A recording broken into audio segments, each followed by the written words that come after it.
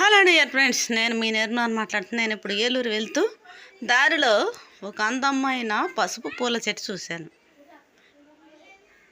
ఈ పూలు పసుపు కలర్లో ఉన్నాయి, చూడటానికి చాలా అందంగా ఉన్నాయి, నన్ను ఆకట్టుకున్నాయి. కాబట్టి నేను మీకు చూపిస్తున్నాను. చూడండి, లైక్ చేయండి, షేర్ చేయండి, సబ్స్క్రైబ్ చేయండి. ఆకులు కూడా వెరైటీగా ఉన్నాయి, రెండుగా చీల్చబడి ఉన్నాయి. ఇది పుష్పించే మొక్క కాబట్టి రాజ్యం ప్లాంటే. కుటుంబం ఫాబేసి. దీని యొక్క శాస్త్రీయ నామం బౌహినియా టొమెంటోసా. బౌహినియా టొమెంటోసా పసుపు బౌహినియా లేదా పసుపు బెల్ ఆర్బిడ్ చెట్టు అని కూడా పిలుస్తారు. ఇది ఫాబేసి కుటుంబంలో ఒక జాతి మొక్క. ఇది దక్షిణాఫ్రికా, మొజాంబిక్, జింబాబ్వే, ఆఫ్రికా, ఉష్ణమండల ఆఫ్రికా, భారతదేశం మరియు శ్రీలంకల్లో కనిపిస్తుంది.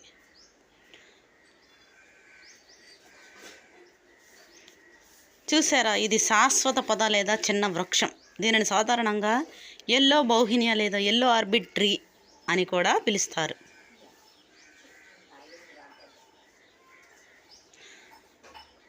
ఆకులు 2 లోబ్స్ గల పత్రాలు.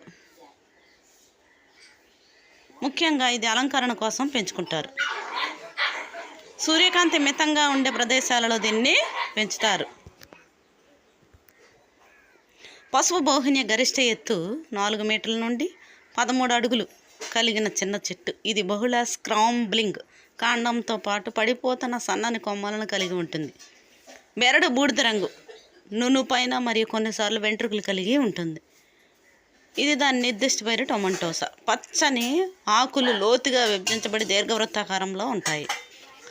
మార్జిన్ మొత్తం పువ్వులు బెల్లాకారంలో పెద్ద పసుపు రేకులతో బేస్ వద్ద ముదురు మెరూన్ ప్యాచ్తో ఉంటాయి.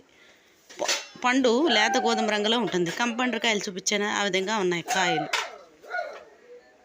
పండిన తర్వాత పసుపు గ్రీన్ నుంచి కలర్ మారుతాయి. బౌహినియా టొమెంటోసా పసుపు బౌహినియా ఇది. ఈ వీడియో మీకు నచ్చినట్లయితే లైక్ చేయండి, షేర్ చేయండి అండ్ సబ్స్క్రైబ్ చేయండి. ఈ పూలను సీతాకోక చిలుకలు, తేనెటీగలు ఆకర్షిస్తాయి. ఈ పూలు అంత అందంగా ఉన్నాయి. మధ్యలో మెరూన్ కలర్ ఉంది, అందుకే ఈ పూలు నన్ను కూడా ఆకట్టుకున్నాయి. నేను మీకు చూపిస్తున్నాను కాబట్టి చూసిన వెంటనే లైక్ చేయండి, షేర్ చేయండి, సబ్స్క్రైబ్ చేయండి. మీరేం గమనించారు? ఈ ఆకులు ఎలా ఉన్నాయో చూడండి. 2గా చీల్చబడినట్లుగా ఉన్నాయి. ఒక ఆకే. Boy friends, please subscribe my channel.